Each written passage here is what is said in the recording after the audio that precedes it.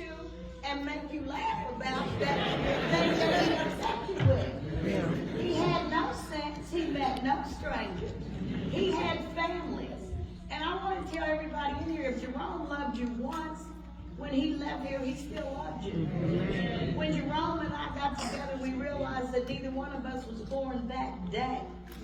We had lives, we had past, and neither one of us had to end any past relationship. So I want y'all to know that.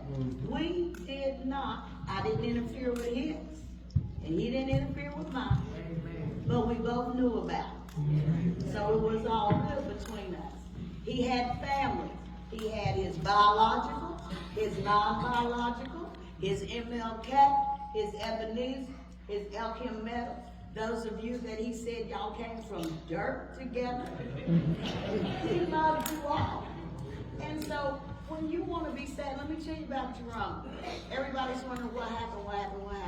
Jerome's been having problems breathing. And I noticed in the last week, he was getting tired. And he had waited 6 months to see a specialist. And he spent Thursday with his mama. Friday, he got to eat pinto beans and pig feet with his favorite brother cousin. Friday evening, he came home and he rested. Saturday, he said, baby, I'm just going to stay home today and rest. Sunday morning, I said, baby, your breathing's not good. I said, do you think we should miss service? He said, no, I got 2 hours to get ready. I'm going to make it. We're going to church. When he got ready to sing, he hit the inhaler, but he sang. I said, when we got home, he brought Deotis home. We were going to spend Easter with Deotis, and they were singing songs of Zion and praising and having a good time. And when the kids came in, he was having a good time. He tried to eat, and he said, I think I need to go take a breathing treatment. But God had other plans. And if y'all think I'm going to be upset about my baby getting his resurrected body on resurrection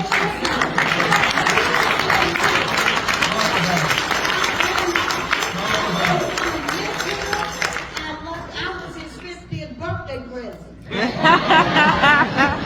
And he's been smiling ever since, and if you pass by, you saw a smile on his face.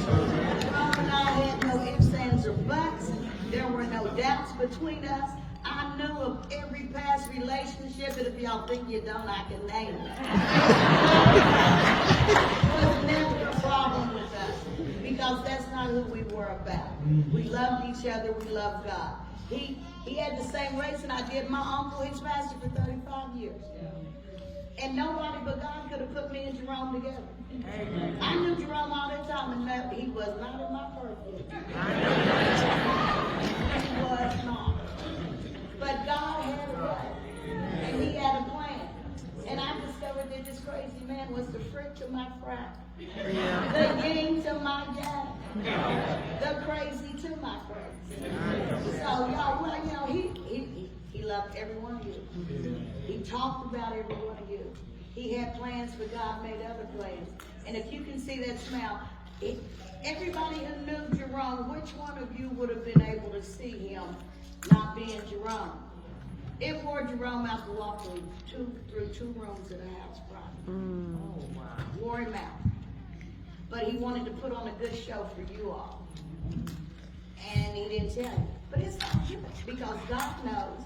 And my baby did not have to suffer. He did not want to.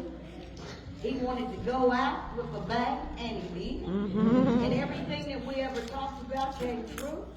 And when I went and looked at him yesterday and I saw that smile on his face, I told him I'd have popped you upside the head. I said, for everybody down here screaming and hollering and crying, and you sitting up here grinning like somebody else. So I'm good with it. I'm good with God.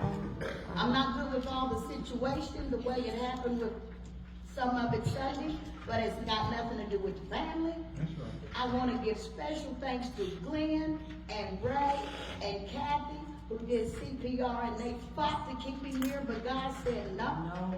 Dio was standing in the door praying with everything he had in him to save his little brother, but God said no.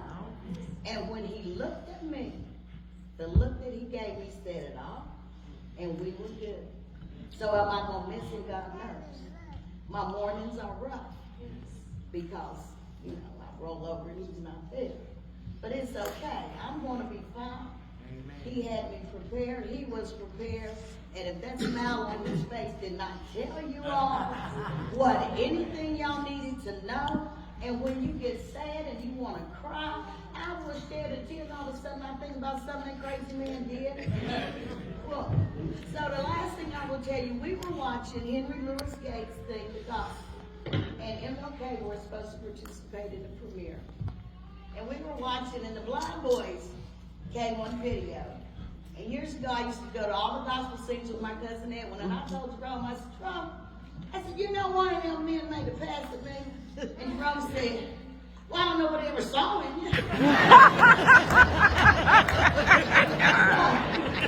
So when you all think of my face, you think good thoughts. Don't be sad for me. Jerome was not a sad person. Jerome was crazy. And I have so much of his crazy to remember. He spent the whole year, the last year. I'm 70, I don't have to do that. Tell me Ray come and wash this car. I'm 70, I don't feel like that. No, I'm going to let Brady and Glenn handle that. I'm 70, I don't want to do that. So Jerome was proud of being 70. God took him a week before he turned 71. This is the last day that he would have been 70. And so we're going to honor 70. That's his number. God promised it. He got it. And tomorrow on his birthday, I want y'all to pray for Tish. It's going to be hard on her. Y'all pray for Mama Mildred because she's buried yet another son. But y'all don't worry about Tish.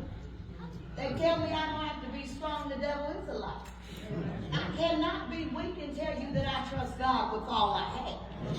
I cannot be weak and show my children that no matter what happens, you can make it. Preach now. I can't be weak, and I refuse to be weak, and I stand on the shoulders of some strong ones. So just know I'm okay. I know my daddy's okay. And y'all call him anything you want, but that was my Jay. I'll always be my Jay. He said, why you call me Jay? Because you are not to me what you are to everybody else.